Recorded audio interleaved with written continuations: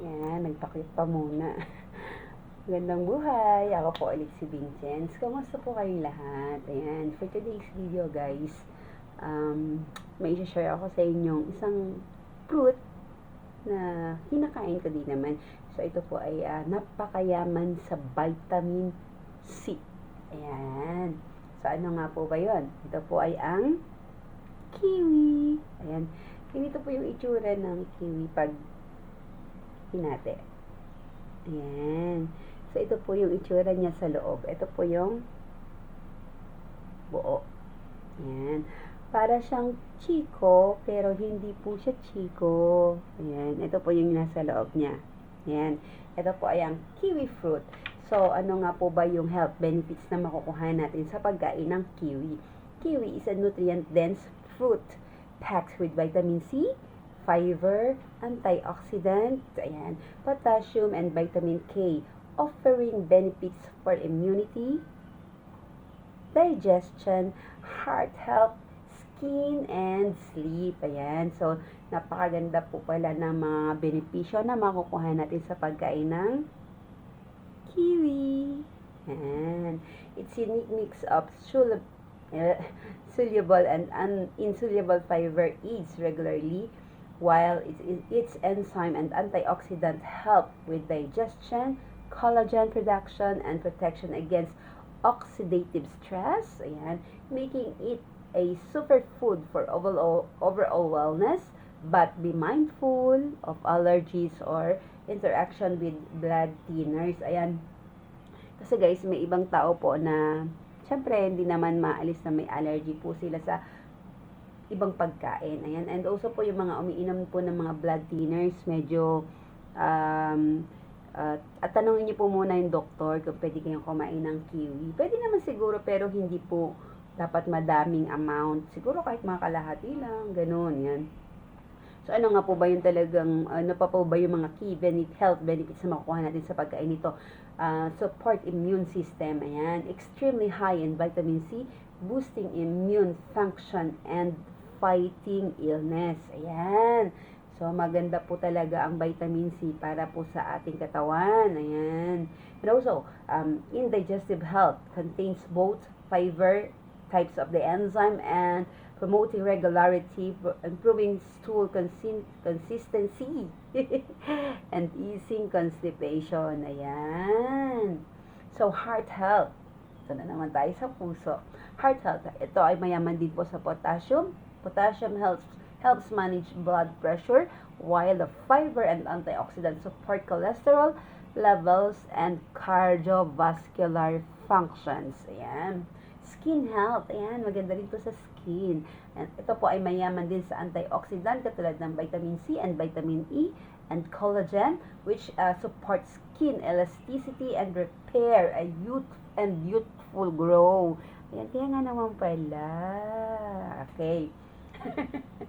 Better sleep. Ito marami po ang kulang sa sabihin na natin quality sleep.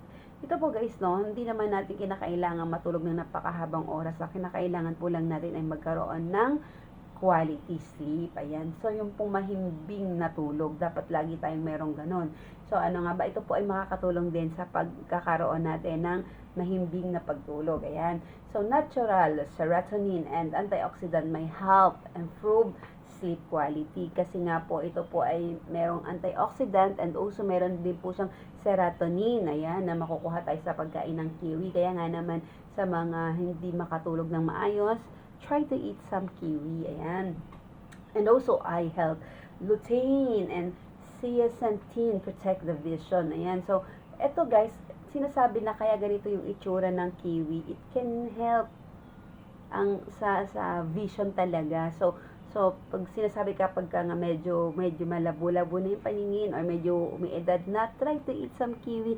Actually, kahit po hindi pa masyadong may edad, kailangan start na po kayong kumain ng kiwi para po at least maging maganda po yung eye vision nyo natin. Ayan.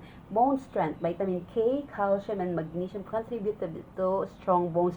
Ayan, meron din po tayong makukuhang vitamin K, at saka po calcium and magnesium sa pagkain ng kiwi. Ayan. And also, blood sugar management, low glycemic index, and fiber help stabilize blood sugar. Ayan, kasi po ito ay low in glycemic index. Napakababa po ng glycemic index nito, guys. Ayan, kaya po naman ina-advise din ng mga katulad ko, katulad namin ng mga talaga pong naturopath, and also yung po mga doctors, ina-advise din po nila na kumain po ng kiwi kasi nga po napakababa ng glycemic index nito, especially for those who have diabetes. Yan.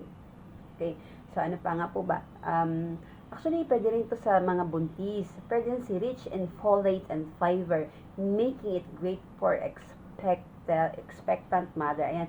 So, napakaganda po nito kasi meron po siyang folate. Ang folate po ay napakaganda po para sa brain. Ayan. Especially po sa mga baby na nandun sa loob pa ng tiyan o yung fetus na tinatawag. So, nabubuo yung brain function ng baby. So, makakatulong din po ang pagkain ng kiwi. Ayan, guys. So, kaya umpisahan na po natin kumain ng kiwi. Ayan, kasi napakarami po talagang benepisyo na makukuha sa pagkain ng kiwi. Ayan. So, guys, eto po siya ulit. Ayan, at ganito po ang itsura ng kiwi kapag po ating hiniwa.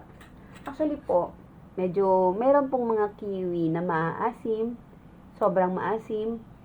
Meron din naman pong mix, a little bit sour and sweet. Meron din naman pong matamis. So, ito pong red, actually this is red kiwi. So, this is the first time that I will try the red kiwi. Pero unlike po kasing kinakain is yung golden kiwi. So, that is made from Australia. Kaya lang wala po dun sa binibilihan ko. Kaya sabi ko, I will try this one. So, try. Sana matamis. Matamis siya, guys. Matamis din po pala ang red kiwi.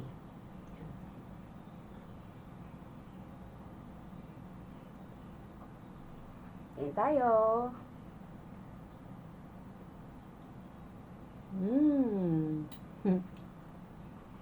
So, ayan guys, kung nag-benefit po kayo sa video na to, comment naman po kung anong kiwi na po yung lagi nyong kinakain. And also, pa-heart, share, and subscribe. Again, ako po si Vincenz. To God be all the glory. Thank you.